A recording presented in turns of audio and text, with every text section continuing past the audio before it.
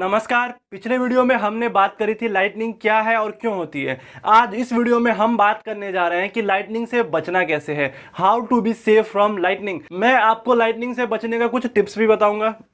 तो सबसे पहला जो टिप्स है, अवॉइड बीइंग आउटडोर्स, मतलब घर के बाहर नहीं जाना है। अगर आपको अपने आसपास बादल गरजते हुए सुनाई दे रहा है, थंडर स्टॉर्म कहीं दिख रहा है, क्लाउड कहीं दिख रहा है, घना बादल दिख रहा है और गरज भी रहा है, तो अपने घर से बाहर नहीं निकलना है, सबसे पहला टिप्स।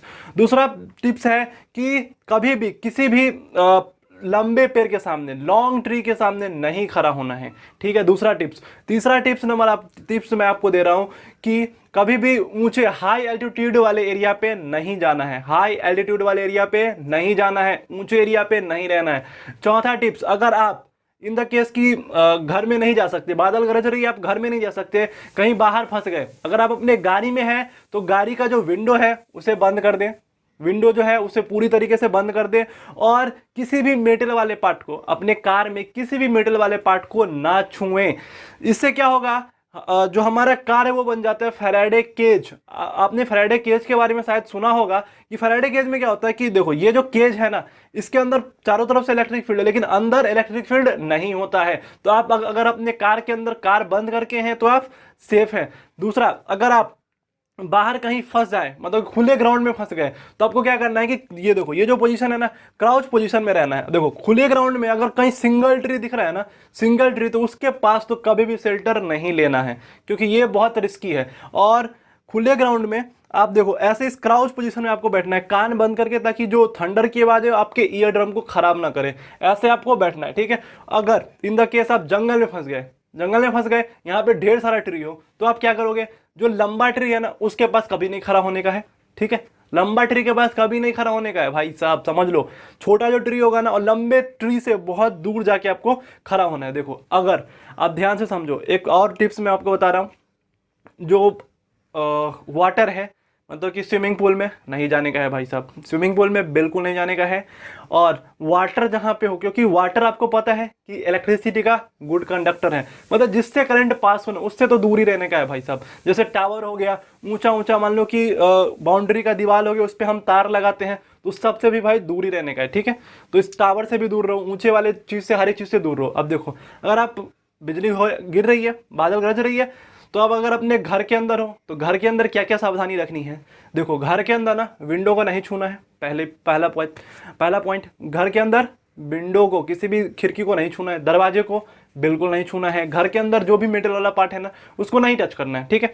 और देखो, दूसरा पार्ट, घर के अंदर जो अगर टैप है, नल से जो चलता हुआ पानी है ना, चलता हुआ पानी में ना हीट जो है ना, इलेक्ट्रिसिटी बहुत स्पीड में, गुड कंडक्टर है चलता हुआ पानी इलेक्ट्रिसिटी का, तो उसको तो खोलना ही नहीं है। जब अगर बिजली गरज रही हो, बहुत ही खतरा लगे कि हाँ बिजली गिरने वाली है, बहुत आवाज़ सुनाई दो, बहुत डर लगे, तो इससे भी बच के रहने का है, ठीक है।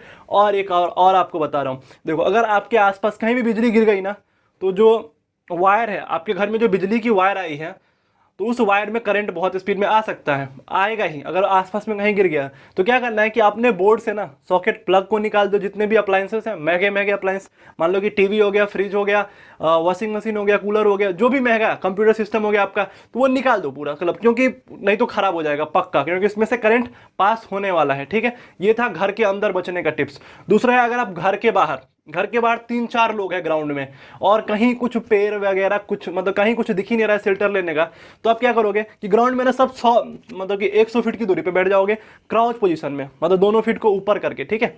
ऐसे आपको बचना है। और एक चीज़ और आपको जानना है कि टाइप्स, मतलब लाइटनिंग का जो टाइप्स है ना, टाइप्स क्या क्या है लाइटनिंग के, ये भी जान लो। देखो, एक लाइटनिंग होती है कि सीधा आपके ऊपर गिर जाएगी, मतलब एक बिजली होगी जो सीधा आपके ऊपर गिर जाएगी, तो वो बहुत ही रिस्की होता है। दूसरा होता है कि किसी पेड़ के पास गिरेगी या कहीं आपके आसपास दूर गिरेगी, उससे भी आपको करंट का झटका लगेगा, तो वो भी रिस्की होता है, लेकिन उतना रिस्की नहीं होता उससे, ठीक है। उसको हम साइड फ्लैश बोलते हैं। तो साइड फ्लैश थोड़ा सा कम रिस्की होता है। लेकिन देखो, अगर इन द केस, अगर आप बाहर हो, किसी की हेल्प करनी हो, किसी के ऊपर बिजली गिर गई, अब उसकी हेल्प करनी है, तो आप अगर वो बंदा अनकॉन्शियस हो गया, तो आप सबसे पहले फटाफट उसके माउथ में हवा दो, सीपीआर दो इसको, मतलब सीपीआर दो। जैसे, क्योंकि हमारा जो हार्ट है ना, हार्ट जो इलेक्ट्रिकल सिग्नल है, हमारे हार्ट में जो इलेक्ट्रिकल सिग्नल जो चीज़ देता है, बिजली गिरने से वही हमारा खराब हो जाता है, मतलब हमारा हार्ट अटैक और हार्ट अरेस्ट हो जाता है, ठीक है, कार्डियक अरेस्ट हो जाता है। तो हमको सीपीआर देना है, ठीक है। सीपीआर कैसे देते हैं आप जान लो, मतलब CPR कैसे देते हैं, ढेर सारा वीडियो मिलेगा इंटरनेट पे, आप उसको देख के समझ लेना कि CPR देना सीधा सीधा, कि हार्ट पे ऐसे ऐसे पंप मारना है, हम बताएंगे नहीं तो कभी किसी और वीडियो में बना के, तो CPR देना ही है भाई। और उसके बाद इससे भी ना हो तो एम्बुलेंस को कॉल करो, तुरंत ही एम्बुलेंस को कॉल करो। देखो अगर थंडर स्टॉर्म है ना तो फ़ोन से बात करना सेफ है, कोई दिक्कत नहीं है, बिजली आपके ऊपर नहीं गिरेगी, फ़ोन से बात करने से कहीं से भी बिजली नहीं गिरती है, तो वो सेफ है। आया समझ में? तो ये थे कुछ टिप्स बिजली गिरने से कैसे बचना है। अब देखो अपने घर को लाइटनिंग से कैसे बचाए इसके बारे में अब हम बात कर लेते हैं। देखो अगर हमारा जो घर है ना, तो हम घर के ऊपर देखो लाइटनिंग रॉड की जो इन्वेंशन है ना, बेंजामिन फ्रैंकलिन ने करी थी।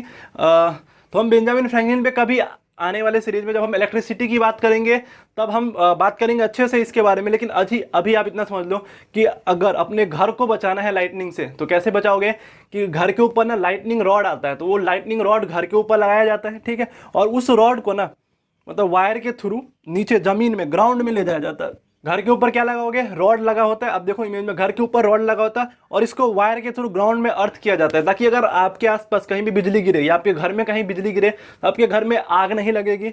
आग इसलिए नहीं लगेगी क्योंकि बिजली उस पर गिरेगी। अब पता है हमने आपको पिछले वीडियो में बताया था कि क्या है, इलेक्ट्रिसिटी है, करंट है, तो वो नीचे भागना चाहिए जमीन के पास। तो अगर आप अच्छा कंडक्टर उसको दे दोगे तो बहुत स्पीड में चली जाएगी, तो आपके घर में कहीं आग न लगेगी, घर का नुकसान नहीं होगा। तो लाइटनिंग रॉड सबसे बेस्ट ऑप्शन है अपने घर को बचाने का, ठीक है। और देखो बहुत बड़ा बड़ा ऊंचा बिल्डिंग होता है ना, उस पर लाइटनिंग रॉड लगा होता है भाई, तुम टावर पे देखोगे तो टावर पे भी लगा होता है लाइटनिंग रॉड। सो समझ में आ गया कि लाइटनिंग अगर आसपास बादल गरज रहे हो तो कैसे बचना है। एक इंपॉर्टेंट पॉइंट और समझ लो कि कभी भी ना जमीन पे लाई नहीं करना, सीधा सीधा लेट नहीं जाना जमीन पे, ठीक है। और जमीन पे जब भी रहने का है ना तो दोनों पैर को एक साथ टुगेदर एक साथ सटा के रखने का है, ताकि स्टेप पोटेंशियल ना हो, क्योंकि स्टेप पोटेंशियल से करंट बहुत ज़्यादा बन जाता है। अगर मान लो कि यहाँ पे इस ग्राउंड में करंट है, ठीक है, और अगर तुम एक पैर इधर रख रहे हो, एक पैर ऐसे और एक पैर ऐसे, एक पैर ऐसे, तो करंट आपके अंदर से बहुत स्पीड में पास करेगी, तो बहुत खतरा होगा। तो पैर को ऐसे सटा के रखने का है, ठीक है। ये इंपॉर्टेंट पॉइंट था। चलो आखिरी में मैं आपको एक चीज बताता हूं कि थंडर की आवाज से, मतलब कि बिजली गरजने की आवाज से हम कैसे पता करें कि बिजली कितना दूर है। मान लो कि देखो जो लाइट की स्पीड है ना, लाइट की स्पीड सबसे तेज है दुनिया में, सबसे तेज कोई भी चीज भागती है तो कौन भागती है, लाइट भागती है। और साउंड की स्पीड लाइट के हिसाब से बहुत कम है। तो जब बिजली गरजती है ना तो पहले रोशनी हमको, लाइट पहले आ जाती है और आवाज बाद में सुनाई देता है। तो मान लो कि लाइट अभी आ गई और तुम टाइम काउंट कर रहे हो कि आवाज कब आए, मान लो 3 सेकंड हो गया, 3 सेकंड हो गया, 3 सेकंड के बाद आवाज आई, 3 सेकंड के बाद आवाज आई, तो जो 3 सेकंड में ना जो साउंड है 3 सेकंड में 1 किलोमीटर ट्रेवल कर लेता है। कितना? 1 किलोमीटर। मान लो 6 अभी 1 किलोमीटर, मान लो अभी लाइट आ गई और बिजली 1 2, मतलब अभी मतलब रोशनी चमक गई और गरज 6 सेकंड के बाद सुनाई दे रहा भाई, गरज 6 सेकंड के बाद सुनाई दे रहा है, मतलब कि 2 किलोमीटर दूर है। समझ में? तो इस हिसाब से तुम आइडिया लगा लोगे, क्योंकि साउंड 1 सेकंड में 3 किलोमीटर ट्रेवल करती है। तो यहां से तुम आइडिया लगा लोगे कि बिजली कितने दूर पे गरज रही है, गिर रही है, गरज रही है, कहाँ पे मतलब बिजली गिरी, वो तुम एक तरीके से आइडिया लगा लोगे। उस हिसाब से तुम अपने आप को घर में शेल्टर कर लो, ठीक है। और हाँ, अगर बारिश खत्म हो जाए ना तो बारिश खत्म होने के बाद भी ना आधा घंटा तक घर से बाहर नहीं निकलने का, क्योंकि एक और खतरा होता है बारिश गरजने के बाद। एक होता है ब्लू ऑफ लाइट, मतलब लाइट ऑफ ब्लू होता है, उल्टा बोल दिया मैंने, कोई बात नहीं, light of blue, light of blue. देखो दोस्तों, लाइट ऑफ ब्लू क्या होता है कि आपके सर के ऊपर ना बादल नहीं होगा, आपके सर के ऊपर बादल नहीं होगा, फिर भी बिजली गिर जाएगी आपके आसपास। मतलब देखो मान लो बादल यहाँ पे लगा हुआ, थंडर क्लाउड मतलब थंडर स्टॉर्म या थंडर क्लाउड यहाँ पे है और आप यहाँ पे इस एरिया में हो, तो ये जो है ना, ये जो बिजली ऐसे ट्रेवल करके पॉजिटिव चार्ज के पास पहुंच जाएगी, मतलब अपने यार के पास, यहाँ पे जो इलेक्ट्रॉन है ये अपने यार के पास पहुंच जाएगी ऐसे करके। तो ये भी बहुत रिस्क होता है। तो अगर आपके आसपास कहीं दिख रहे कि वहां पे दूर कहीं पे थंडर क्लाउड है या थंडर स्टॉर्म है, तो भाई साहब घर के अंदर रह जाओ, सीधा सीधा बता रहा हूँ मैं। बचने का यही तरीका है, बिजली से बचने का यही तरीका है। सो आई होप आपको मजा आया होगा और समझ में आया होगा कि लाइटनिंग से कैसे बचना है, ठीक है, लाइटनिंग से कैसे हमको सर्वाइव करना है। So thank you so much video को यहाँ तक पूरा देखने के लिए। मिलते हैं नेक्स्ट वीडियो में, बाय बाय।